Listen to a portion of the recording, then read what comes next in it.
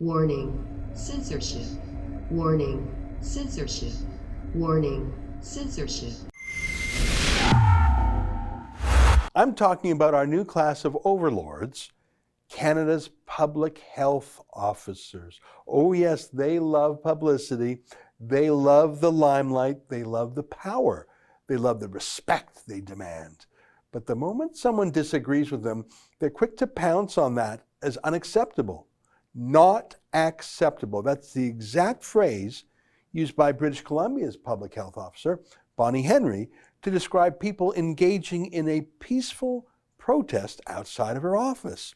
I'm going to play a clip for you now from Trudeau's CBC state broadcaster, and I'm not going to edit or shorten the clip at all. I want you to see the whole entire statement. Here is Bonnie Henry, who has destroyed thousands of businesses forever, caused tens of thousands of job losses, done untold health damage to people by destroying normal social interactions, especially for kids, canceling thousands of regular medical appointments and surgeries. The destroyer of BC says it is, quote, not acceptable to peacefully protest at her office, and she's particularly mad that some media dare to disagree with her too. And she mumbles something about it being a psychological syndrome or something. Like you'd have to be mentally ill to disagree with her. Get a load of this. This is one of the things that has been incredibly challenging. We have people who have been protesting outside our office, and it affects me, but it also affects my family. It affects the people we work with, and that's the part that I find hardest to deal with. We have a very strong support system, and I know my colleagues across the country have all been facing some similar challenges. We meet regularly, and we do support each other in that, and I think that's important. I recognize that when people are in crises, part of the way they respond or react is to lash out, to become angry. That is a reaction that is sometimes fed by certain groups, by certain media, social media posts, etc. And it's not to condone it, but it's to recognize that the psychology of some people the psychology of what we're dealing with leads some people to react that way. And I do believe that it is our collective support for each other that helps mitigate the impacts of these things. Having said that, I do have security. I have a security system at my house. I have ways that I make sure that I check in with people.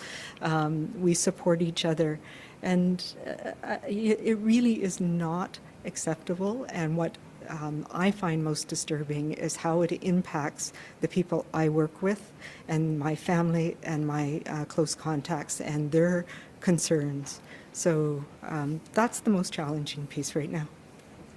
Got it. So someone protested outside your office peacefully, but that's not acceptable. Some media disagreed with you, and that's not acceptable. And you have a security system at your house, which you mention to imply that those peaceful protests at your office, that somehow that's a violent threat to you at your home, though you don't actually come right out and say it, because people would immediately ask you, did anyone actually show up at your house? Was there actually a threat? Did you call the police about it?